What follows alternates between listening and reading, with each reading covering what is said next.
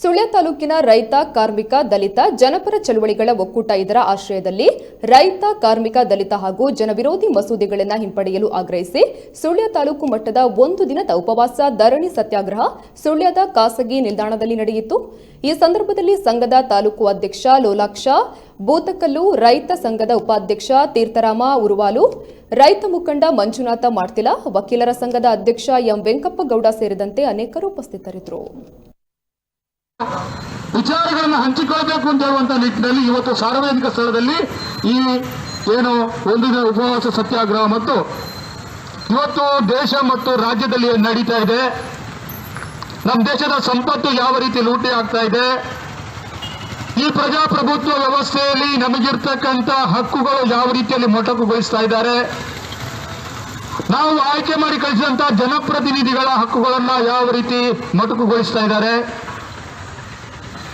ಯಾವ ರೀತಿಯಲ್ಲಿ ಒಟ್ಟಾರೆ ಈ ದೇಶದ ಸಮುದಾಯಗಳ ಮೇಲೆ ಬೇರೆ ಬೇರೆ ರೀತಿಯಲ್ಲಿ ಸಮುದಾಯಗಳ ಜೊತೆಯಲ್ಲಿ ಬೇರೆ ಬೇರೆ ರೀತಿಯ ವೈರುಧ್ಯ ತರ್ತಕ್ಕಂಥ ಕೆಲಸವನ್ನ ಮಾಡ್ತಾ ಇದ್ದಾರೆ.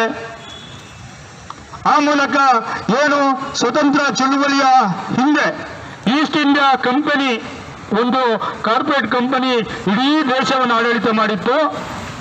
ಮತ್ತೆ ಅಂತ ಒಂದು 5-6 ಕಾರ್ಪೊರೇಟ್ ಸಂಸ್ಥೆಗಳಿಗೆ ಈ ದೇಶವನ್ನ ಕೊಡ್ತಕ್ಕಂಥ ಕೆಲಸವನ್ನ ಈ ಸರ್ಕಾರಗಳು ಮಾಡ್ತಾ ಇದ್ದಾವೆ.